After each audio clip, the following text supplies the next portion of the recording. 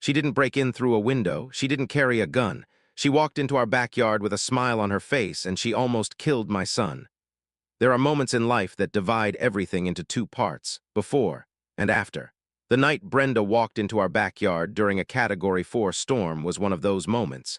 And before I tell you what happened, I need you to understand something clearly. This was not a misunderstanding. This was not an accident. This was not a confused old woman making a terrible mistake. This was deliberate. This was the calculated act of someone who believed that rules, appearances, and property values mattered more than the life of a fragile baby struggling to breathe in the next room. My name is Marcus, and this is the story of the night my son Leo almost died. Leo was born 3 months early. When I first saw him, he looked too small for this world. He weighed less than 3 pounds. His skin was thin. His cries were weak. Every breath he took felt like a fight his tiny body wasn't ready for. For 4 months, my wife Sarah and I lived inside the NICU. That became our world. The sound of monitors, the smell of sanitizer, the sight of our son through glass, the fear that followed us even when we closed our eyes.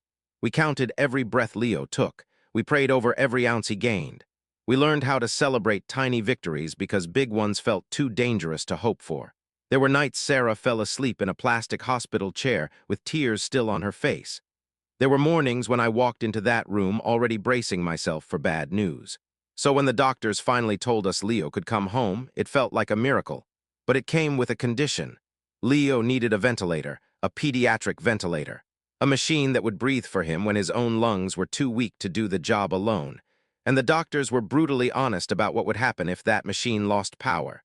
Brain damage within 4 minutes, permanent, irreversible.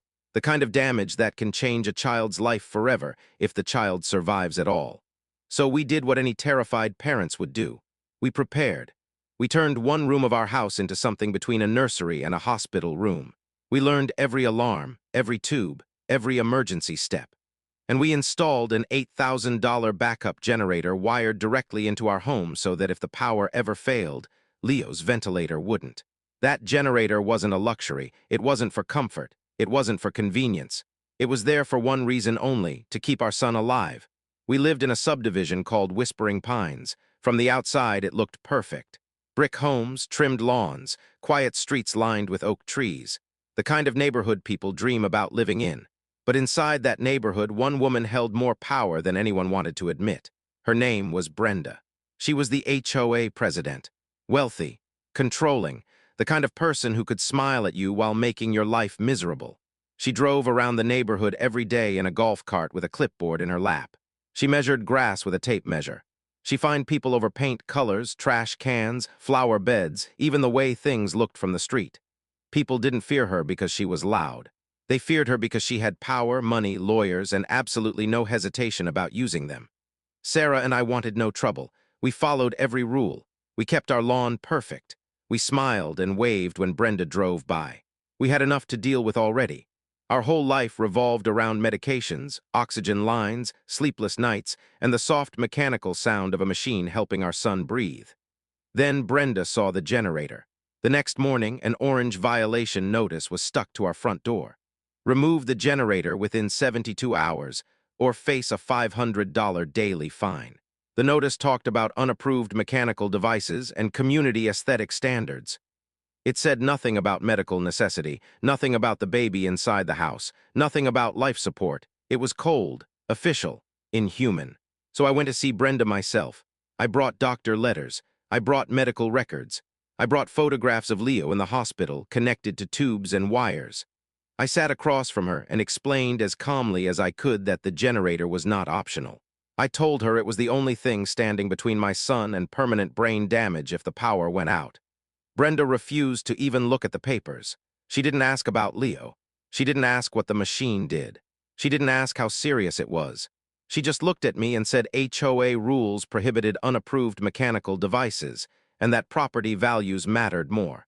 Property values mattered more. Even now, those words make my stomach twist. Because in that moment, I realized I wasn't talking to someone who didn't understand. I was talking to someone who understood perfectly and simply didn't care. From that day on, Brenda targeted us. The fines started piling up.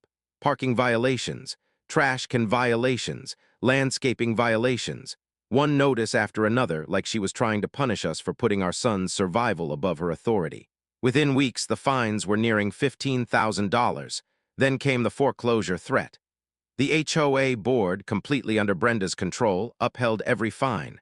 They looked at the medical records. They saw the photograph of a baby on life support, and they still voted against us. That is the part people struggle to understand, not that one woman could be that cruel, but that a whole room full of adults could look at a child fighting to stay alive and still choose rules over mercy. And then, just when it felt like things couldn't get worse, the storm came. Every villain has an origin story, and Brenda's story didn't begin with bolt cutters. It began with a golf cart, a clipboard, and a neighborhood that had slowly learned to stay quiet whenever she came near. To understand what happened the night of the storm, you have to understand the world inside Whispering Pines long before Marcus and Sarah ever moved there. Because what Brenda did was not a sudden burst of madness. It was the final step in a pattern that had been growing for years. Years of unchecked power, years of silence, years of people deciding that obeying was easier than resisting. Brenda had been HOA president for 11 years. 11 years of control over just 47 homes, and somehow that had become more than enough. Enough to shape how people parked, how they decorated, how loudly they spoke at meetings, even how confidently they walked to their own mailbox. She had run unopposed in the last 4 elections, not because people loved her, because the people who had challenged her before had paid for it. Violation notices, attorney letters, social pressure. The kind of pressure that makes neighbors stop making eye contact when trouble starts. The message was simple: fight back, and your life in Whispering Pines would become miserable. So most people stopped fighting. Brenda was wealthy in the kind of way that made resistance feel pointless. Old money, quiet money, the kind that never looks worried because it has spent a lifetime making sure other people absorb the pressure instead. Her mansion sat at the top of the main street, bigger than every other house in the subdivision, like it had been built to look down on the rest of the neighborhood. 3-car garage, landscaped garden, a decorative fountain in the front yard, somehow approved, even though it was just as mechanical and unnecessary as any generator. That was Brenda's version of fairness. Rules existed. They just didn't exist for her. Every morning, she made her rounds in a white golf cart. This wasn't neighborhood exaggeration. It was routine. She drove slowly through the streets with a clipboard on her lap, studying every yard like she was searching for evidence of disobedience. Grass over 2.5 inches meant a fine. Trash cans visible too long after pickup meant a fine. A car tire a few inches over the line meant a fine. One family received a notice because their garden hose had been coiled differently than the HOA diagram showed. People laughed about her, but only in private. In kitchens, in garages, behind closed doors, never in public, never where Brenda could hear, because everyone knew what happened next when she felt challenged. She had expensive lawyers, endless time, and the personality of someone who treated disagreement like a personal insult that needed punishment. 3 houses down from Marcus and Sarah lived a retired schoolteacher who had been in Whispering Pines for 19 years.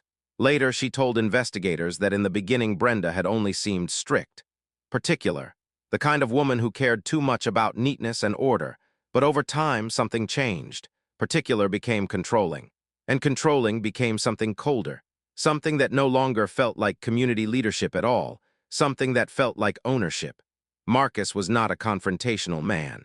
He was a commercial title researcher, a man whose work depended on patience, detail, and reading every line carefully before making a conclusion.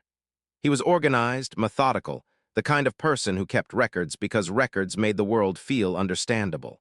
When he and Sarah bought their home in Whispering Pines, they had done what responsible people do. They read the HOA bylaws, they checked the violation history, they asked questions. Everything seemed manageable, strict maybe, annoying, sure. But manageable? Sarah was a nurse. Before Leo was born, she had worked in pediatric care, helping children and families through some of the most frightening moments of their lives. After Leo came home from the NICU, she brought that same steady focus into caring for him. She knew exactly what the ventilator did. She knew exactly what failure looked like. She had practiced emergency procedures so many times they lived in her body like instinct. Together, Marcus and Sarah were exactly the kind of family that should have been safe, responsible, educated, careful, respectful. They followed rules. They bothered no one. And none of that mattered once Brenda decided they were a problem. The generator appeared in their backyard on a Thursday, The violation notice appeared Friday morning.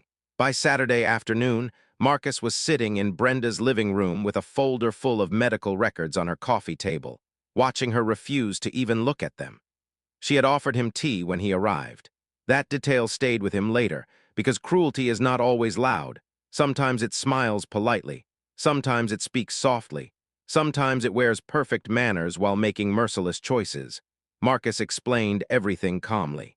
He told her about Leo, about the ventilator, about the danger of losing power, about the fact that the generator wasn't optional, it was the difference between safety and catastrophe. Brenda didn't ask a single real question. She didn't ask how old Leo was. She didn't ask what the machine did. She didn't ask what would happen if the power failed. She simply repeated the rule. The generator violated HOA standards. The generator had to go. End of discussion. Later, Marcus said it felt less like talking to a person and more like talking to a policy document that had somehow learned how to smile. After that meeting, Brenda escalated. The notices came faster. The fines grew larger. The pressure became constant.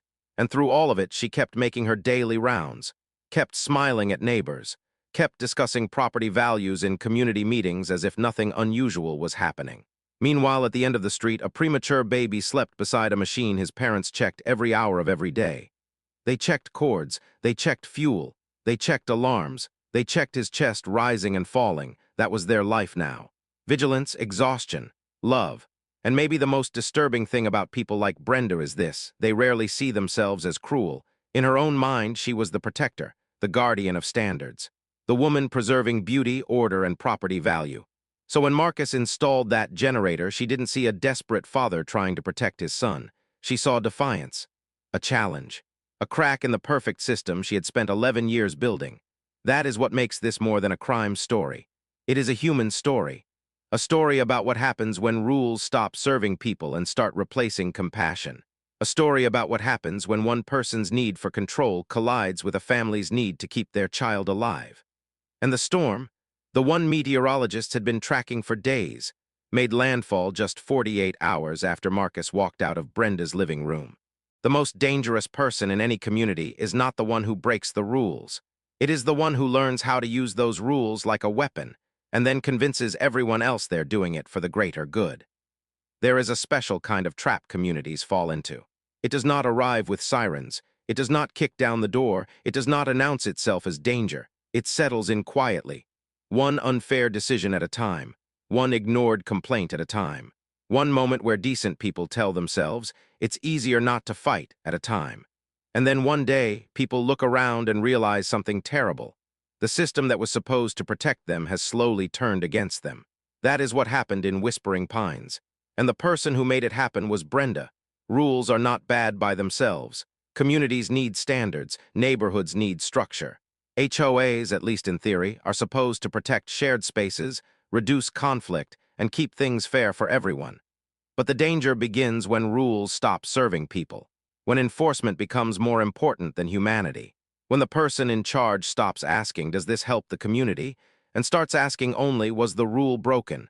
When compassion disappears and only punishment remains. That is where Brenda had been living for years. The tape measure, the grass height, the approved paint charts, the violation notices over tiny things so petty they barely felt real. These were not the actions of a woman protecting a neighborhood.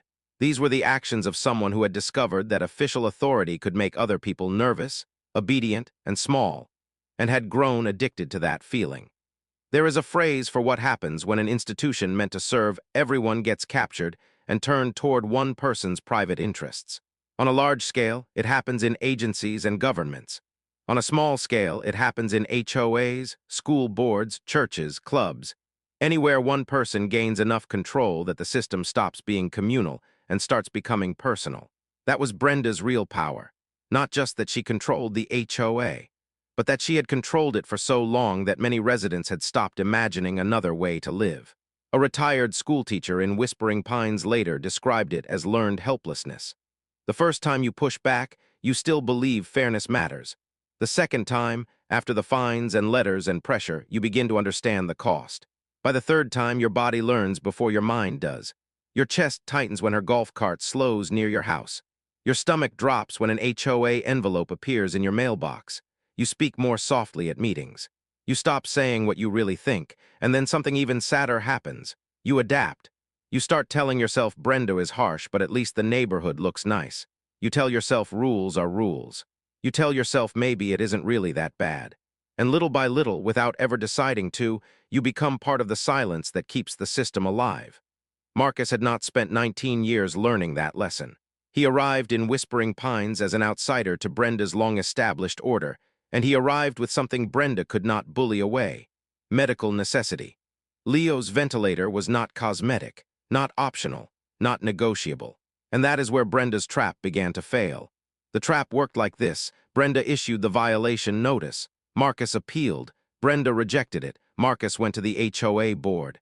The board, full of people she influenced, controlled, or had helped put there, upheld her decision. Then came the fines. Then the legal letters. Then the foreclosure threat. That is how these systems break people. Not always with one dramatic blow, but with exhaustion. The message behind every fine and every letter was simple: give up. Comply, remove the generator, stop making this harder than it has to be. That message had worked before.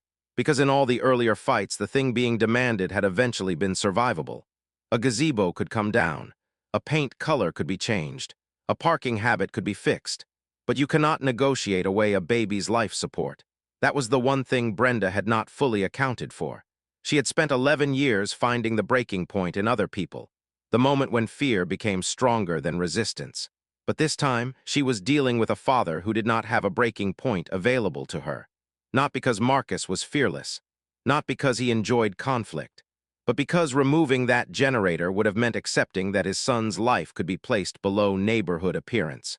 And Marcus could not do that, so the fines kept coming, the lawyers kept writing, the board kept approving, and Marcus kept documenting everything. That matters because he was not shouting, he was not making a scene.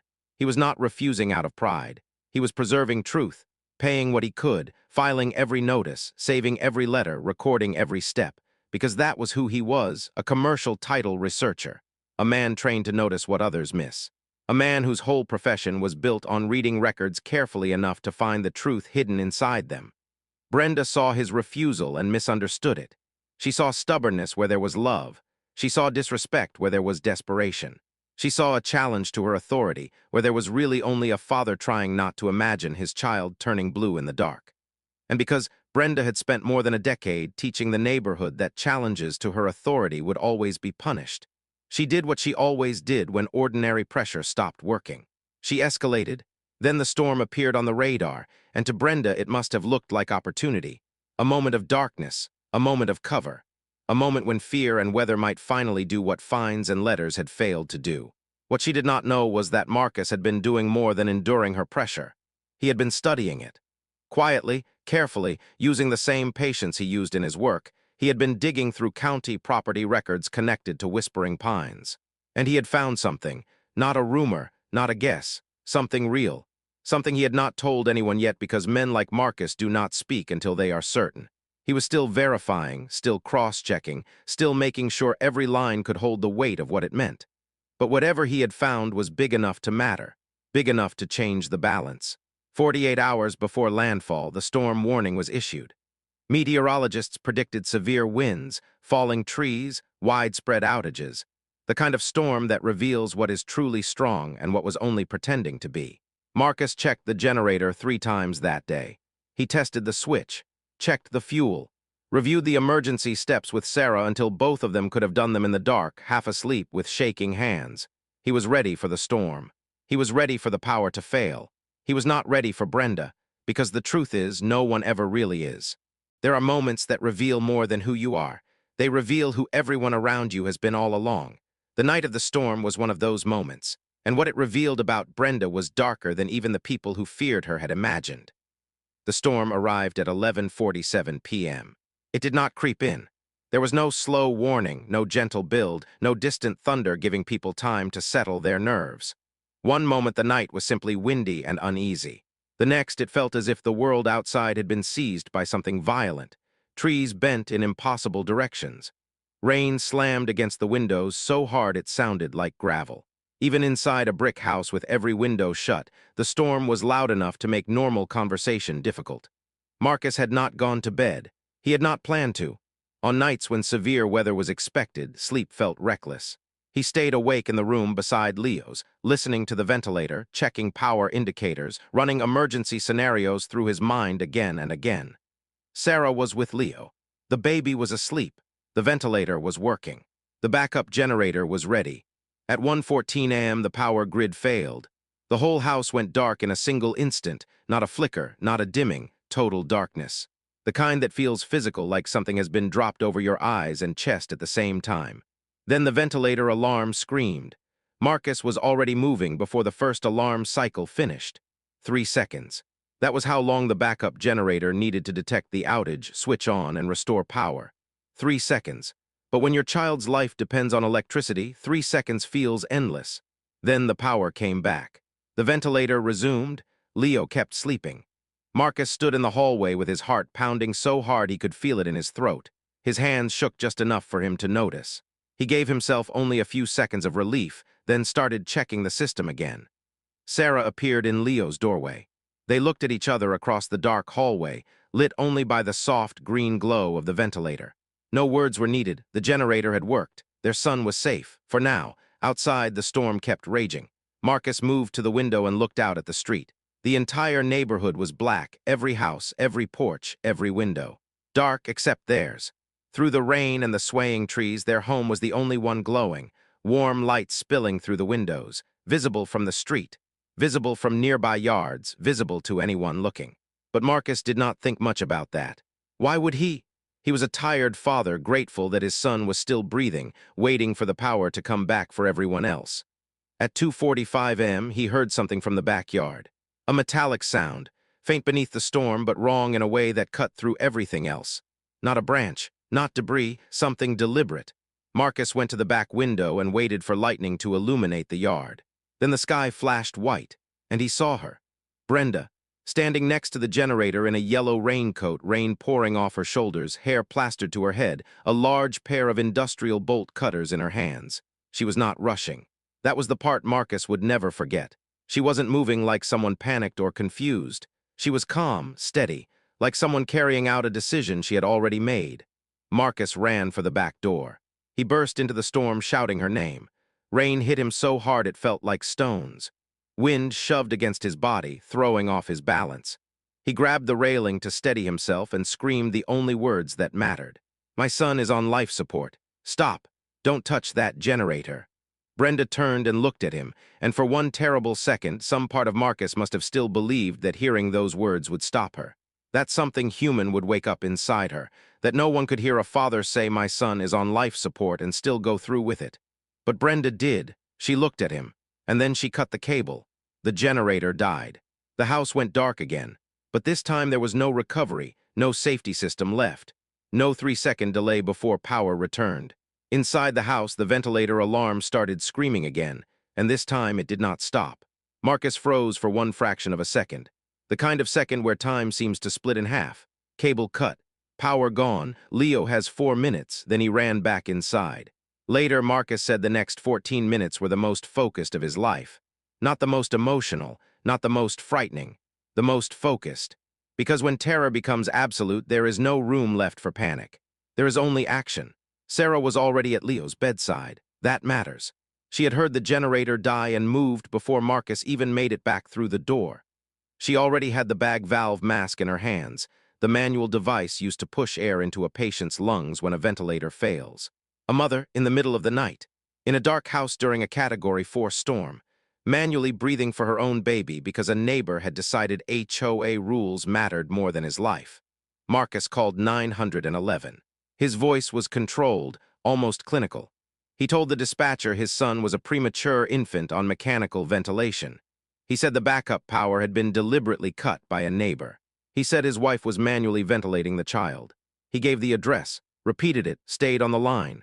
Sarah kept pumping the bag, steady, measured, exact, not too fast, not too slow. She watched Leo's tiny chest rise and fall, counted breaths, checked his color, spoke to him softly the entire time. "I'm here, you're okay. Stay with me, baby." Outside, Brenda still had not left. When Marcus looked through the window, she was still standing there in the rain, bolt cutters in hand, as if she had simply completed a normal task and was waiting for someone to recognize it. The paramedics arrived in 14 minutes. 14 minutes is not long until you are counting breaths one by one. They stabilized Leo, checked oxygen levels, confirmed Sarah had kept enough air moving, confirmed the thing Marcus and Sarah had barely dared hope for. Leo was going to be okay. Not because the system protected him, not because Brenda stopped, because Sarah's hands did not fail him.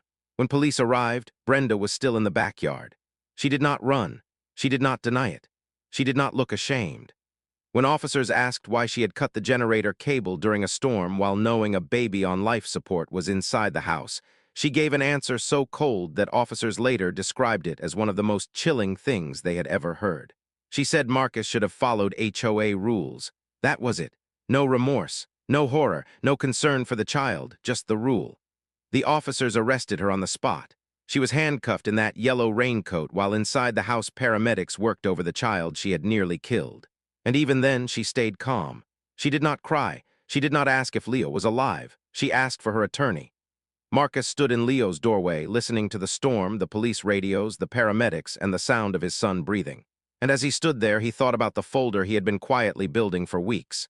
The county records, the easement, the truth he had not yet used. He thought about it for a long time. Then he looked back at Leo and went back to watching his son breathe.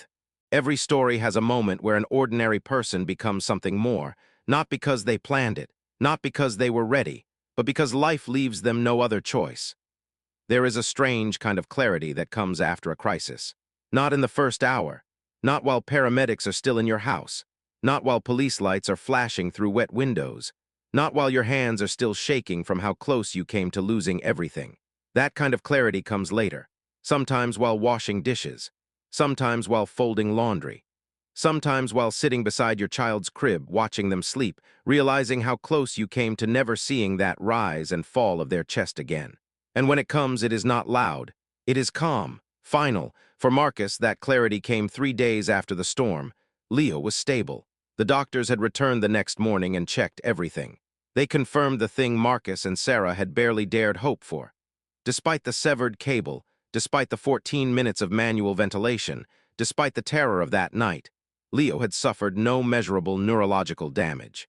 His oxygen had held, Sarah's training had held, Sarah herself had held, and that was the difference between a family telling the story of a nightmare and a family planning a funeral.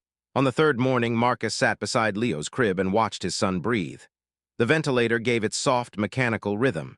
Air in, air out. Leo looked peaceful, too peaceful almost for what they had just lived through.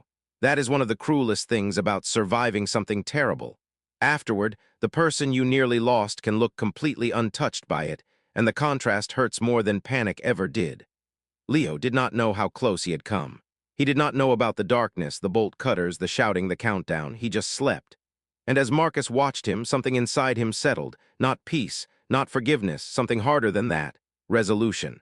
The understanding that what had happened in that backyard was not the end of the story. It was the middle. And if this story was going to have an ending, he was the one who would have to write it. He went into his office, and he opened the folder. Inside were 18 months of quiet work. Most people would have seen maps, property records, easement diagrams, permit history, dry paperwork with no heartbeat in it at all. Marcus saw patterns. He saw omissions. He saw truth hiding inside language other people would have dismissed as bureaucratic noise. That was what his career had trained him to do. As a commercial title researcher, he knew how to read property records the way musicians read sheet music. He could compare one version of reality against another and spot the place where things no longer matched. He had started researching Whispering Pines shortly after the first violation notice appeared on his door. Not because he knew exactly what he was looking for, because researching was how he steadied himself. And 3 months into that work, he found something. Brenda's mansion, the biggest home in the neighborhood, the one sitting above the rest of the street like it had been built to remind everyone else of their place, had been built in 1987. The county still had the original permits. The survey maps were still there too. And when Marcus laid those old surveys against the current county easement records, he found a discrepancy so clear that once he saw it, he could not unsee it. A portion of Brenda's mansion had been built on a protected county utility easement. Not near it, not touching the edge of it, on it. Directly. The eastern wing, the part records described as a secondary garage structure with an attached utility room, sat on public land where private construction was never legally allowed. This was not some small technical mistake. Under county code, structures built on protected utility easements were subject to mandatory removal. Not optional fines, not a warning, not a discussion. Removal. The county had the authority and the obligation to order demolition. Marcus had verified the finding 3 times before the storm. That matters, because Marcus was not reckless. He was not the kind of man who stumbled onto something explosive and immediately used it out of anger. He checked, then checked again, then compared it against other records, then informally consulted someone knowledgeable in property law. Before the storm, he had a plan. He was not going to destroy Brenda. He was going to stop her. There is a difference between those two things, and decent people feel that difference deeply. He had imagined using the records as leverage at the next HOA meeting. A way to force Brenda to back down on the fines without dragging everyone through a larger war. But that was before the storm, before the bolt cutters. Before his wife stood in the dark manually breathing for their son while he called 911. Before Brenda looked at officers and said Marcus should have followed HOA rules. After that, the calculation changed. Marcus called the county assessor's office that morning. His voice was calm, professional, controlled. He requested a formal review of the easement records. He submitted the survey comparisons. He answered every question, sent every document. Thanked the representative for their time. Then he called a journalist, not a national outlet, not a TV crew. A local reporter who covered municipal affairs, someone who understood property law, HOA governance, and the way ordinary people can get crushed under official language. Marcus told her everything, about Leo. About the ventilator, about the generator, about the fines, about the board, about the storm, about the bolt cutters, about the 14 minutes, about the easement. He sent the documents. 2 hours later, she called back. Her voice had changed. There is a certain sound people get when suspicion becomes certainty, and she had it. She asked follow-up questions, asked to review the original records, asked to speak to Sarah. Marcus said yes to all of it. The story ran 4 days later. It was precise, measured, devastating. It laid out the HOA harassment, the medical necessity of the generator, the storm, the arrest, and the county records with the kind of clarity that left no room for spin. And it included one photograph of Leo, not his face, just his tiny hand wrapped around Sarah's finger. That image said more than pages of legal language ever could. Within 48 hours, the story had spread. Regional TV picked it up, then national outlets, then social media. And suddenly Whispering Pines, a neighborhood built on silence, appearance, and careful control, found itself under the kind of public light it had never been designed to survive. The HOA lawyers withdrew the next day. Quietly. No statement, no explanation, they simply stopped standing beside Brenda. The county moved fast. The easement violation was confirmed. A demolition order was issued. Brenda's lawyers tried to stop it with an emergency filing. The judge denied it. The next morning, county excavators arrived. Marcus was not there to watch. He was home with Sarah, with Leo, doing the small, careful things their life had always actually been about. Feeds, checks, medications, the ordinary rituals of love around a medically fragile child. The journalist called to tell him the eastern wing had come down. Marcus thanked her, sat quietly for a moment, and then went back to watching his son breathe, because even after everything, that was still the center of the story. Leo. Always Leo. There comes a point in every fight for justice when winning stops being the only question. The real question becomes whether you can survive long enough to see the end of it. Marcus reached that point, and what he found on the other side changed everything. People who have never lived through a long war with a system imagine it too simply. You are wronged. You fight back. The truth comes out. Justice arrives. Life goes back to normal. But real life does not move like that. Real life is slower. Heavier, more expensive. Even when you are right, especially when you are right, fighting back costs something. Sometimes it costs almost everything except the thing you are fighting for. It costs sleep. It costs peace. It costs the version of yourself that used to laugh more easily, breathe more deeply, and believe that ordinary life would stay ordinary. Marcus and Sarah had been running on empty long before the storm ever arrived. The NICU had been the first long drain. 4 months of plastic chairs, vending machine dinners, and whispered conversations with doctors. 4 months of learning medical words they never wanted to know. 4 months of waiting beside a glass wall, never fully sure whether the next update would bring relief or heartbreak. That kind of fear changes people, not always on the outside, but in quieter ways, in the way your shoulders stay tight, in the way a phone call can make your stomach drop, in the way joy starts arriving with caution attached to it because you no longer trust life not to take back what it gives. Bringing Leo home was a miracle, and it was also a new kind of pressure. He was home, alive, in his own crib under the mobile they had once bought with such innocent hope, back when they thought his arrival would be simple and joyful. That mattered. They never forgot how lucky they were to have him home. But home did not mean easy. Home meant the ventilator. Home meant cords, alarms, backup systems, medication schedules, feeding routines, specialist appointments, insurance calls, and the constant low hum of vigilance that never really let either of them rest. And then came Brenda. Then the violation notices, the fines, the threat of foreclosure, the board meeting, the storm, the bolt cutters, the arrest, the article, the demolition order, the public attention, the criminal case, the civil case. By the time the eastern wing of Brenda's mansion had been demolished, Marcus and Sarah had spent nearly 2 years living inside one version or another of crisis. That kind of stress does not always explode dramatically. Sometimes it settles into daily life and starts changing the texture of everything. It showed up in their sleep. In the moments Marcus walked into a room and forgot why he was there. In the mornings Sarah moved through the house on pure training and exhaustion. In the way practical conversations about legal strategy sometimes turned into arguments about dishes, tone, timing, never really about those things, always about pain. This is what long-term pressure does. It wears away at people slowly. There was a night about 3 weeks after the demolition when Marcus found himself sitting alone in the kitchen at 2 a.m. He could not sleep. And for the first time since the early weeks in the NICU, he started doing the math of worst-case scenarios. What if the criminal case fell apart? What if Brenda's lawyers found some technical weakness no one had seen yet? What if the civil case dragged on for years? What if public attention faded, and once the headlines moved on, the truth somehow became easier to soften? What if after everything, the storm, the cable, the 14 minutes, the demolition, the national coverage, Brenda still walked away with less than justice required? He sat there with those thoughts in the dark kitchen while the ventilator hummed softly from Leo's room down the hall. That sound mattered, because fear sounds different at night when the house is quiet enough for you to hear the machine that keeps your child alive. Sarah found him there around 3 a.m. She had woken, noticed he was gone, and come looking with the kind of instinct parents of medically fragile children develop, a radar for anything out of pattern. She sat down across from him without asking what was wrong. She already knew, because she had been doing the same math in her own head. That is one of the loneliest parts of long-term crisis.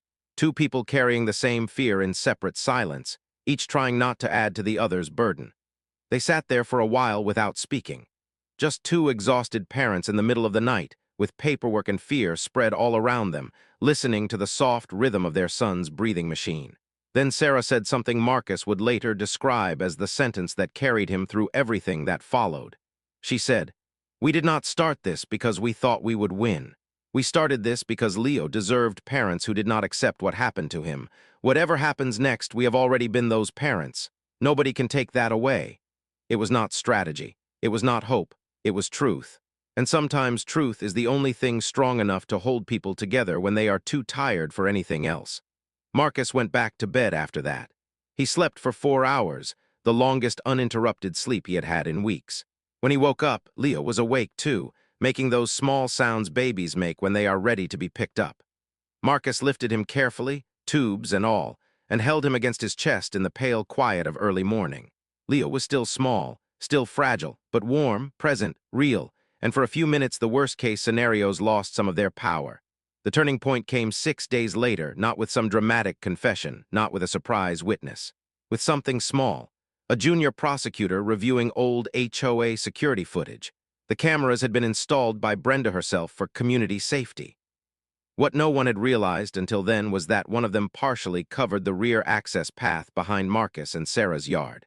And the footage from the night of the storm was still there. It showed Brenda arriving at 2:31 a.m. with the bolt cutters. It showed her stopping at the entrance to the yard, then pausing for about 40 seconds. That detail changed everything. 40 seconds is a long time when someone is deciding whether to do something terrible, long enough to see the lights in the house. long enough to understand the generator was running, long enough to turn around and go home, but she didn't. The footage showed her looking toward the house, thinking, choosing, then entering the yard, then Marcus appearing at the steps, shouting, then the cut, and there was one more detail. In those 40 seconds before she walked in, Brenda was smiling. That smile destroyed the defense's argument. This was no impulsive act, no moment of panic, no careless mistake. It was deliberate, calculated, chosen. The defense asked for a meeting with prosecutors after the footage was disclosed. 3 hours later, they hinted their client might accept a plea. The prosecution refused, because by then this was no longer only about what Brenda had done. It was about what she had meant to do. And once that truth was visible, there was no honest way to make it smaller. Evidence does not lie. It does not get tired. It does not forget. It does not care how expensive your lawyer is or how polished your voice sounds in court. It simply waits, silent, patient, permanent, until someone is finally willing to look at it closely enough to hear what it has been saying all along. Real investigations are not dramatic the way movies teach people to expect. There are no sudden confessions under a single hanging light. No detective suddenly pointing at a wall and solving everything in one brilliant flash. Real investigations are slower than that, more ordinary, and in some ways more frightening. Because real investigations are built the way truth is usually built in real life. One small fact at a time. One document, one signature, one timestamp, one witness statement. One piece of physical evidence that does not care who tries to explain it away. That is how Brenda's case was built. It began the moment the first officer stepped into Marcus and Sarah's backyard and saw a woman standing in the storm holding industrial bolt cutters beside the severed cable of a generator that had been keeping a premature baby alive. At first, it was just an observation, a simple fact written in a simple incident report. But over the months that followed, that fact grew into one of the most thoroughly documented cases of deliberate endangerment the district had seen in years. The lead investigator was a veteran in cases involving vulnerable victims, children, elderly people, anyone whose weakness could be exploited by someone cruel enough to use it. Later, she said something that stayed with people. She said the Brenda case was unusual not because the act itself was impossible to understand, but because almost every part of it had been documented by Brenda's own systems. That is what arrogance does after enough years. It starts keeping records against itself. The security footage was the most chilling piece of evidence, but it was far from the only one. The HOA files, the same files Brenda had maintained so obsessively for 11 years, became a paper trail of harassment. Every notice had a date, every fine had a timestamp, every meeting had minutes, every vote had names attached to it. And when investigators pulled 3 years of records and laid them side by side, the pattern was impossible to ignore. Over 3 years, across 47 homes, Brenda had issued 212 violation notices. Of those, 147 were sent to one address, Marcus and Sarah's home. The next highest number for any other property? 7. That contrast said everything. It was not neutral enforcement. It was targeting. And the proof came not from gossip, not from anger, not from neighbors exaggerating after the fact, but from Brenda's own handwriting, Brenda's own files, Brenda's own system. The financial records told another story. The fines imposed on Marcus and Sarah totaled $19,400. When investigators subpoenaed HOA accounts, they found that about $14,000 had moved through normal channels. But $5,400 had been routed through a discretionary fund controlled personally by Brenda. A fund with no real oversight, no independent audit, and no meaningful protection against abuse. That discovery widened the case.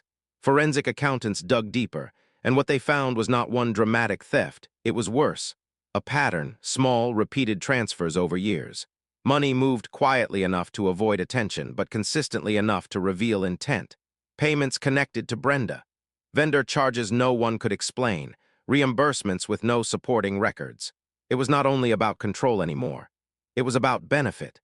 The investigation added 4 more charges: embezzlement, breach of fiduciary duty, financial elder abuse, and false statements in annual financial disclosures. That elder abuse charge hit especially hard, because some of the residents whose dues had been misused were elderly people on fixed incomes, people for whom those fees were not minor expenses, but meaningful pieces of each month's survival. So the case widened again. It was still about Leo. It would always be about Leo. But it was also about a whole neighborhood that had been quietly intimidated, used, and drained. The physical evidence from the storm was devastating in its simplicity. The severed generator cable had been preserved that same night. The bolt cutters had been seized. Forensic testing confirmed the cut pattern matched industrial cutters of the exact type found in Brenda's hands. Material from the cable was found on the cutting edges. No ambiguity, no mystery, no room for clever doubt. Then came the medical evidence, and this is where the case stopped being paperwork and became unbearable again. Leo's pediatric pulmonologist submitted a detailed affidavit explaining exactly what the ventilator did, exactly what would happen if it lost power, and exactly how quickly harm would begin if oxygen was not restored. The language was clinical, but beneath every clinical sentence was a plain human truth: a baby had minutes. Without Sarah's manual intervention, Leo would have suffered permanent neurological damage, possibly worse. And because Brenda had already been told this, in writing clearly, repeatedly, what happened that night could not honestly be called confusion or misunderstanding. She knew. That mattered, and this is where Marcus's records became priceless.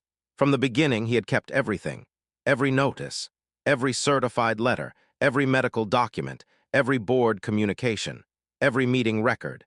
Investigators later said his files were among the most useful civilian documentation they had ever received in a criminal case. That tells you something about Marcus. Even while terrified, even while exhausted, even while caring for a child whose life depended on constant vigilance, some part of him understood early that truth might one day need help surviving. So he preserved it, quietly, carefully, like a father building shelter in a storm he already knows is coming. The witness testimony made the picture larger. 17 current and former residents of Whispering Pines agreed to speak. The veteran forced to tear down his gazebo. The family cited because their children drew with chalk on their own driveway. The elderly couple threatened over a garden ornament a fraction of an inch too tall. The woman who once ran against Brenda and then received 42 violation notices in a single month. Each story alone sounded petty. Together, they revealed something darker: not eccentricity, not strictness, a pattern of domination. By the time prosecutors brought the case to trial, they had spent 4 months building it piece by piece. No shortcuts, no loose ends. So when they entered the courtroom, the defense was left in a terrible position. They could not really argue about what happened. They could only try to argue about what it meant. And then the footage played. The jury watched Brenda pause for 40 seconds in the storm, look at the house, think, smile, walk in. After that, meaning became hard to debate. The defense tried 3 paths. First, they claimed Brenda had not understood how dependent Leo was on the generator. That argument died under Marcus's certified letters, which clearly stated the generator was the sole backup power source and that failure could cause harm within 4 minutes. Second, they claimed she had been provoked by Marcus's defiance. That argument died under statistics: 147 notices against one house, 7 against the next closest. Third, they claimed the money issues were just sloppy bookkeeping. That argument died under 2 full days of forensic testimony. By the time the prosecution rested, the room had changed. Not tense, settled. The kind of quiet courtroom observers recognize when evidence has already done its work, and all that remains is formal acknowledgement. The jury deliberated for 1 day and 4 hours. And by then, for almost everyone watching, the truth had already arrived long before the verdict did. A courtroom is not a place where heroes sit on one side and villains sit on the other, and someone wise simply points to the truth. A courtroom is a place where evidence is given a voice. And by the day Brenda's trial ended, that voice had been speaking for 3 weeks, and everything it said pointed in the same direction. The trial began on a Monday morning in late autumn. Outside, the season was turning cold. Inside, the courtroom looked exactly the way real courtrooms do: not dramatic, not beautiful, not built for television. It was functional: wood paneling, high windows, pale light, worn benches. The faint smell of paper, polish, and old public buildings where serious things have happened for years. Marcus and Sarah sat at the plaintiff's table. They had dressed carefully, not to impress anyone, but to endure it. Marcus wore a dark suit he had owned for years. Sarah wore a gray dress she had bought for the trial because most of the clothes she owned from before Leo's birth felt like they belonged to another life. A life before fear became part of every day. They sat close together without touching. That detail mattered, because there is a kind of closeness that comes after 2 people survive enough together. a stage where support no longer needs to be visible to be real. Brenda sat at the defense table in a navy blazer and cream blouse. Her hair was styled. Her posture was straight. She looked exactly the way her lawyers wanted her to look: calm, responsible, respectable. The kind of woman who chaired meetings, took notes, and cared about standards. She held a pen and legal pad and wrote constantly, as if even now she could manage the room by appearing composed. The prosecution opened first. The lead prosecutor did not perform. She did not raise her voice. She did not need drama. She stood with the calm certainty of someone who knew the evidence so well she no longer needed notes. She told the jury about Leo, about the ventilator, about the 4-minute window, about the generator, about the violation notices, about the board meeting, about the storm, about the bolt cutters, about the 14 minutes Sarah spent manually breathing for her son, about the footage, about the money, about the 147 notices, and by the time she sat down, the room already understood the shape of the case. The defense opening was longer, more polished, more careful. Brenda's lawyer called what happened regrettable. He called it poor judgment. He described Brenda as a woman under stress who had misunderstood the severity of the medical situation. It was a smart argument, but it had a hole in the middle of it. Because poor judgment is hard to sell to a jury that is eventually going to watch 40 seconds of deliberate smiling before an act of harm. The prosecution began with the medical witnesses. That was the right place to start, because before the jury could understand the crime, they had to understand the life hanging in the balance. Leo's pulmonologist testified, then the NICU physician, then the paramedic who answered the call that night. They explained what the ventilator did, what happened if power failed, how quickly injury would begin, what the responders found when they arrived, what Sarah's intervention had prevented. By the end of that testimony, the jury understood one thing clearly: this was not about a machine. It was about a baby whose life was measured in breaths. Then came the first responders. The officers described arriving to find Brenda still standing in the backyard, still holding the bolt cutters, still calm. One officer used a word that stayed in the room long after he said it. He said Brenda seemed satisfied, not frightened. Not shocked, not remorseful, satisfied, like someone who believed she had completed something necessary. Then came the HOA records. An expert walked the jury through 3 years of notices, fines, and board actions. Charts appeared on screens, timelines, comparisons. 147 notices against Marcus and Sarah's home, the next highest number against any other property, 7. No legal training was needed to understand what that meant. It wasn't enforcement. It was obsession. The accountants followed. 2 full days of numbers, transfers, patterns, and quiet explanations that slowly revealed something ugly underneath Brenda's public image. Over 6 years, tens of thousands of dollars in HOA money had been moved in ways no legitimate explanation could support. Not all at once, in small amounts. Repeatedly, carefully. Like someone who had grown used to thinking shared money belonged to her. Marcus testified on the 4th day. No amount of preparation can make it easy to relive the worst night of your life in front of strangers. But he did it anyway. He described the metallic sound from the backyard, the flash of lightning, Brenda in the yellow raincoat, the bolt cutters, the moment he shouted, the moment she cut anyway, the run back inside. The 911 call, Sarah beside Leo with the bag valve mask. He did not dramatize it. That made it stronger, because juries know the difference between performance and truth. The defense tried to paint him as provocative, defiant, difficult. Marcus answered with dates, documents, records. He had followed the rules. He had documented compliance. He had provided medical necessity letters.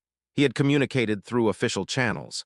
At one point, without anger, he made it clear he could identify the supporting document for every claim he had just made. The attorney moved on. Sarah testified the next day, and her testimony may have broken the room. She spoke the way she worked, like a nurse, precise, unsentimental, exact. She described hearing the generator die, hearing the alarm, moving to Leo's bedside, taking the bag valve mask in her hands, counting breaths, watching his chest rise. 14 minutes.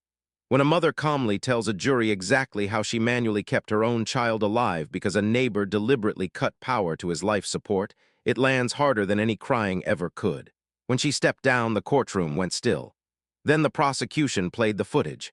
They had waited until the jury understood everything else first. The medicine, the pressure campaign, the fear, the child, the mother, the father. Then they showed Brenda in the rain. She stands at the entrance, looks at the lit house, pauses, smiles, walks in. No one in the gallery made a sound. Brenda kept writing on her legal pad, but the jury watched the screen. Then several jurors looked at Brenda, then back at the screen. And in that silent exchange, the image her lawyers had built for her began to collapse. The defense called 4 witnesses, a character witness, a financial expert, a medical expert, and Brenda herself. She testified for 4 hours. She was calm, articulate, careful. She described herself as a dedicated community leader who had made a terrible mistake during a stressful conflict. Then came cross-examination. For 2.5 hours, the prosecutor used Brenda's own records, letters, minutes, transfers, and footage against her. One by one, patiently, precisely, the story Brenda had built about herself began to come apart. When she returned to the defense table, she picked up her pen again, but something had changed. The certainty was gone. The jury deliberated for 1 day and 4 hours. Then they returned. Count 1, guilty. Count 2, guilty. Count 3, guilty. And then the rest, 7 counts, guilty on everyone. The room stayed quiet, not shocked. Settled. In the gallery, some of the residents of Whispering Pines cried softly. The retired schoolteacher who had lived under Brenda's rule for 19 years closed her eyes and sat perfectly still. Under the table, Marcus reached for Sarah's hand. Brenda sat with her pen and legal pad. She did not cry. She did not speak, but the smile from the footage was gone, completely gone. Sentencing was set for 6 weeks later. The judge ordered victim impact statements. 31 were submitted, from Marcus and Sarah, from former neighbors, from elderly residents, from Leo's medical team, and then, from somewhere far away, came one more voice. A woman who had moved out of Whispering Pines 10 years earlier wrote a 4-page letter after reading about the trial. She admitted she had been too afraid to speak when she lived there. Now, finally, she did. Her letter changed nothing legally, but it changed something human. It added one more witness to the truth, and the judge read every word. The full truth of what happened in Whispering Pines did not emerge all at once. It emerged the way all important truths emerge, slowly in pieces, through the patient work of people who refused to stop looking until they found everything there was to find. There is value in stepping back from the emotional intensity of a story like this one, and looking at the sequence of events with the same methodical clarity that Marcus brought to his property record research. Not because the emotional dimension is unimportant. It is in many ways the most important part of what this story means. But because understanding exactly how this happened, in what order, through what mechanisms, reveals something essential about how situations like this one develop, and why they are so difficult to stop before they reach the point of crisis. So let us go through it, step by step, from the beginning. Step 1. Brenda assumes the HOA presidency 11 years before Marcus and Sarah move into Whispering Pines. In the early years of her tenure, she is, by most accounts, a reasonably effective if unusually strict community administrator. The neighborhood looks good. Property values are maintained. The rules are enforced consistently, if sometimes harshly. The institutional framework she inherits is functional, and she runs it competently. This is important to understand because it explains how she gains the level of trust and control that she eventually abuses. She does not arrive as a villain. She arrives as someone who is good at a job that the community values. The transition from effective administrator to institutional predator is gradual, and it happens below the threshold of collective awareness for long enough that, by the time it becomes visible to anyone, the system has already been captured. Step 2. Over several years, Brenda consolidates her control over the HOA governance structure. Board members who question her decisions are replaced. Through elections she manages, through appointments she controls, through the kind of sustained social and procedural pressure that makes continued opposition more costly than accommodation. The HOA lawyers become, in practice, her lawyers, instruments of her authority rather than servants of the collective interest the HOA is supposed to represent. The financial oversight mechanisms that should provide independent checks on her discretionary spending are either eliminated or rendered ineffective through bylaw changes she shepherds through a board she controls. By the time Marcus and Sarah move to Whispering Pines, the governance structure of their HOA is no longer a community institution. It is a personal instrument, and the person wielding it has had enough years of unchallenged operation to have lost any meaningful sense of the limits of her authority. Step 3. Leo is born prematurely, 4 months in the NICU. The generator is installed. The violation notice appears. This is the moment where the collision between Brenda's captured institutional power and an unmovable human necessity becomes inevitable. Every previous conflict Brenda had engaged in had resolved in her favor because the thing being contested was negotiable. The gazebo could be demolished. The paint color could be changed. People could absorb the financial pressure of fines and legal letters and eventually comply or leave. Leo's ventilator was not negotiable. And this is the variable that Brenda's 11 years of successful institutional predation had not prepared her to handle. Her entire strategy was built on the assumption that the cost of resistance would always eventually exceed the cost of compliance. It had always been true before. She had no framework for a situation where compliance was genuinely impossible. Step 4. The harassment campaign begins. 147 violation notices over approximately 2 years. The fines accumulate to nearly $20,000. The foreclosure threat is issued. The HOA board meeting is held where members vote to uphold fines against a family with a baby on life support. Each of these steps represents a decision, not an accident, not an oversight, a choice made by Brenda and by the board members who voted with her. And each choice is documented in Brenda's own meticulous administrative records, in the certified letters, in the board meeting minutes, in a way that will later become the foundation of the prosecution's case. This is one of the profound ironies of the story. Brenda's obsessive administrative precision, the same quality that allowed her to maintain 11 years of institutional control, was also the quality that created the documentary record that convicted her.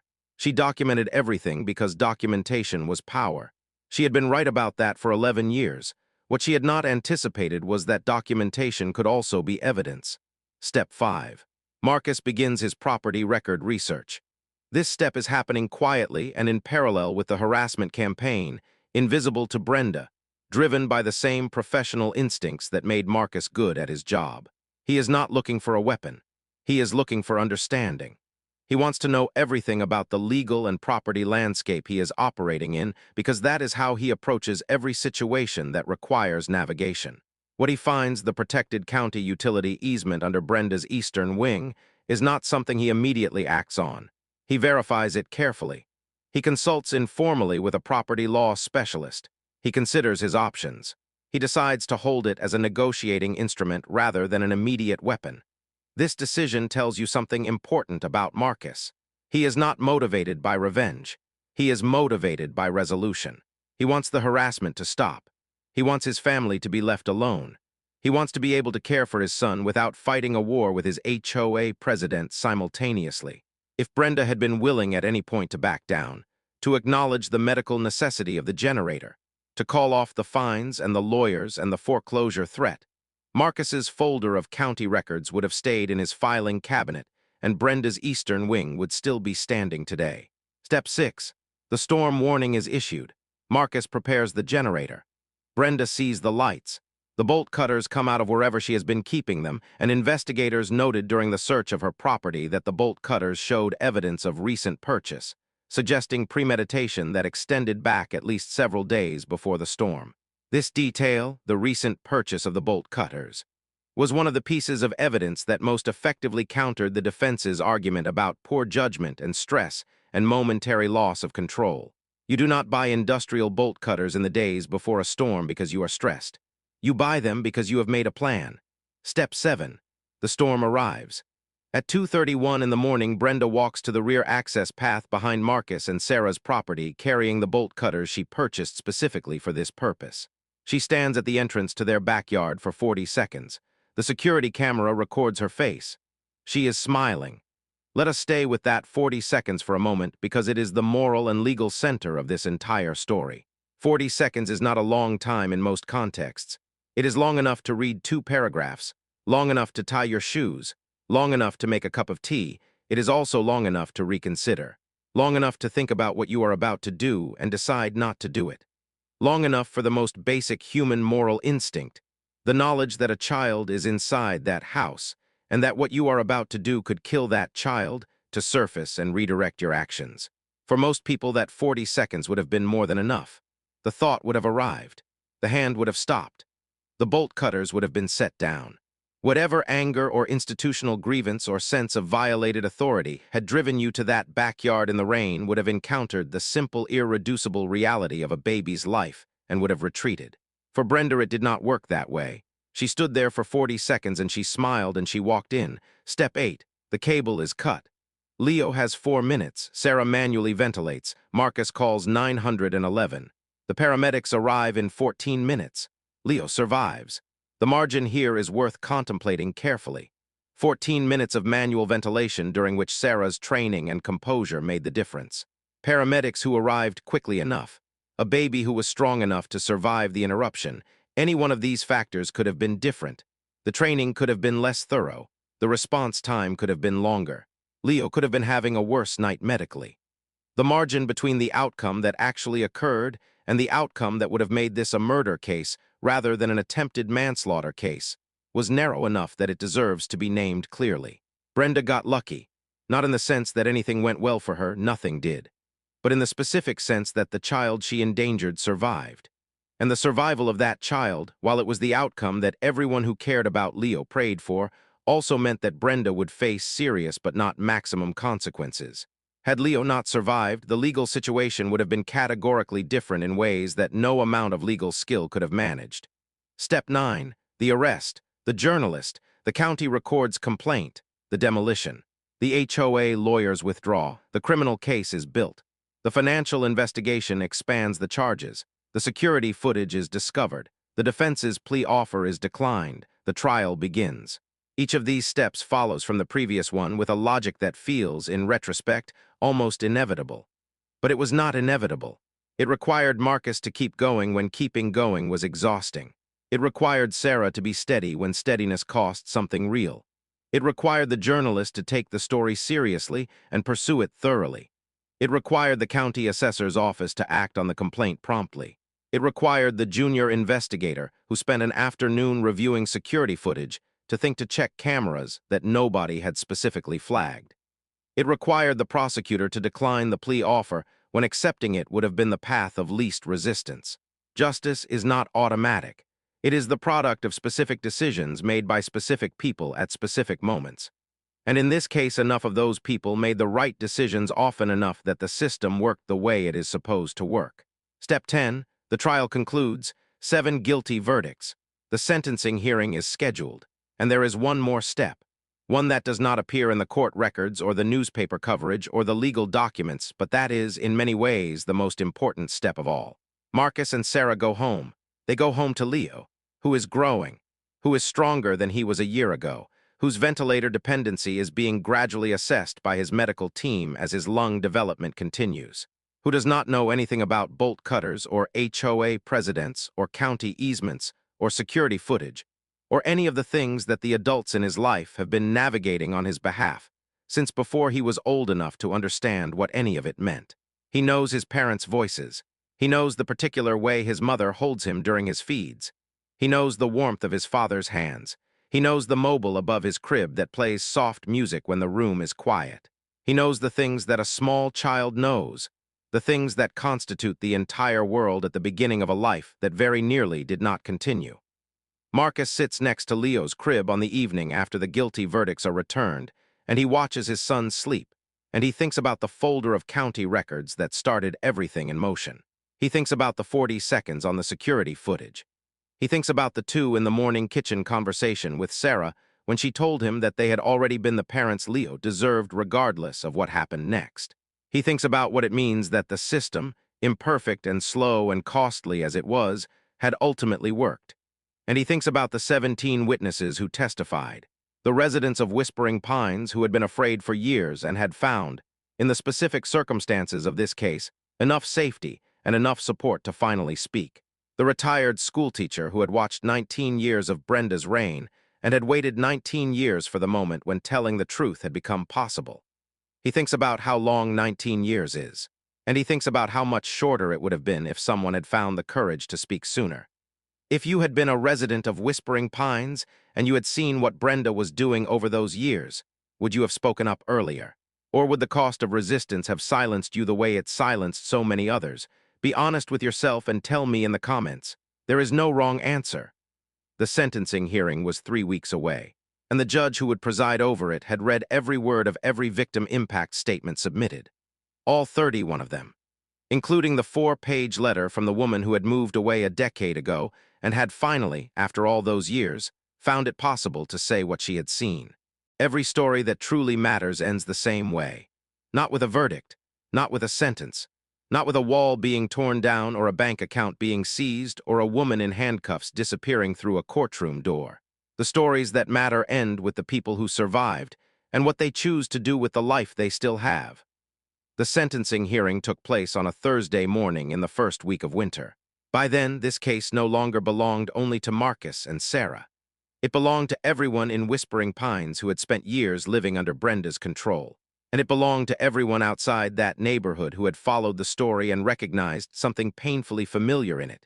The way power can harden when no one stops it. The way systems can be twisted by one determined person.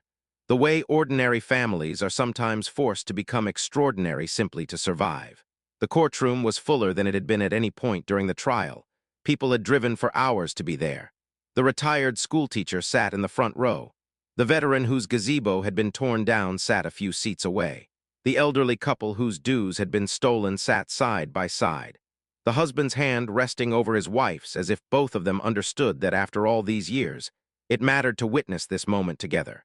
17 of the 31 people who had submitted victim impact statements came in person. They filled the gallery with the kind of quiet solidarity that only forms when people have suffered separately for a long time, and then finally reached the truth together. At the plaintiff's table, Marcus and Sarah sat side by side, and between them, in a small wooden frame Sarah had placed there that morning, was a photograph of Leo. Not a hospital photo, not evidence, not a picture taken to prove anything, just Leo, taken on an ordinary afternoon.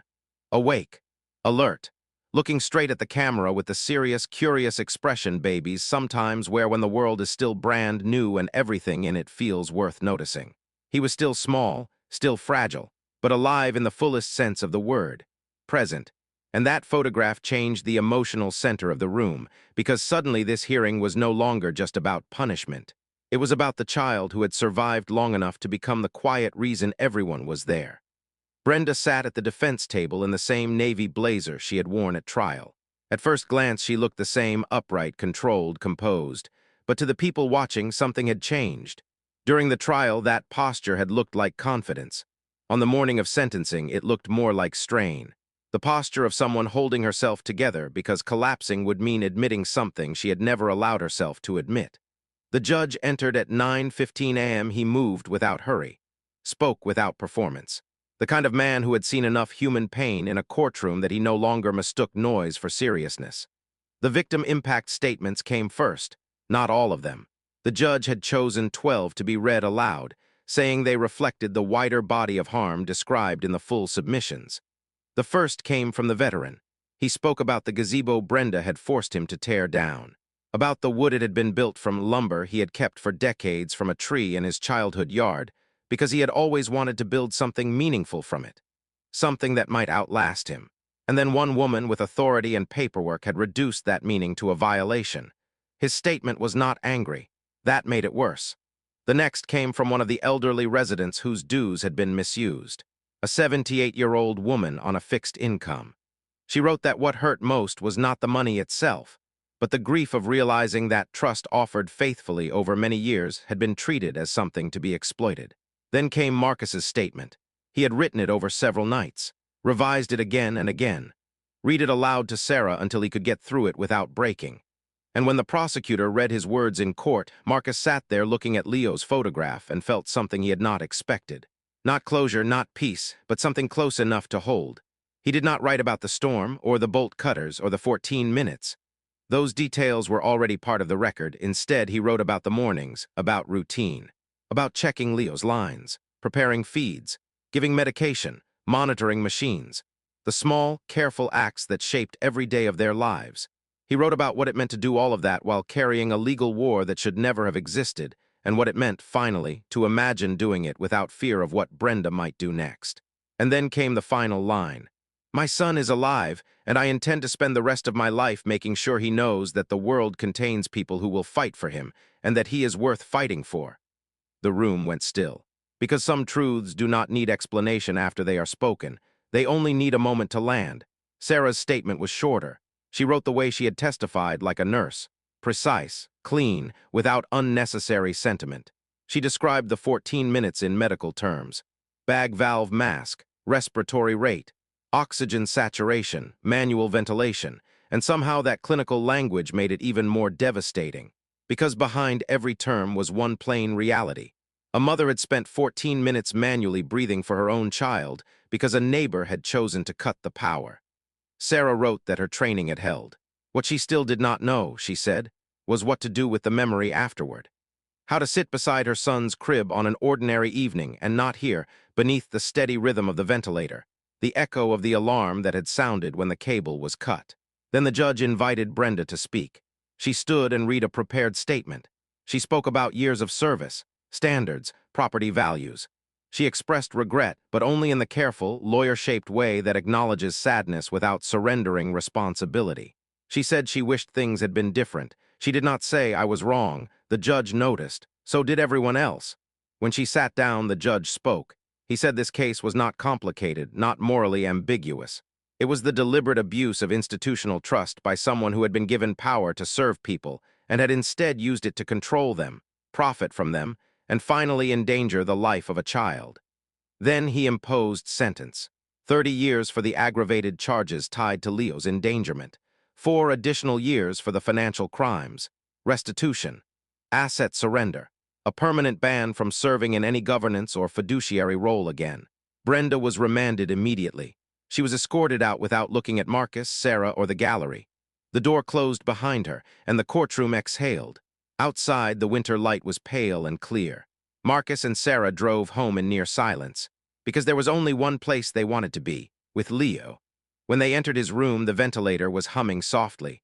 The mobile turned above the crib. Morning light spilled across the floor. And there he was, alive, calm, completely unaware of courtrooms, sentences, or everything that had been done in his name. Marcus looked at his son and felt the truth of it settle inside him. Not victory, not revenge, something simpler. When the worst moment came, they had been there. Both of them, present, steady, unwilling to give up.